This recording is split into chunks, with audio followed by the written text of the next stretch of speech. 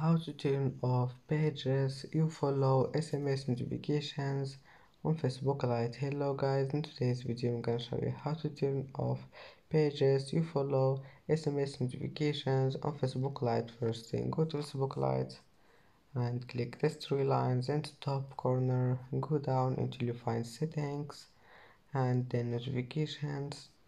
Here, go down until you find this one, pages you follow, and now just click SMS, turn it off and go back, it will be saved. And that's it for today's video.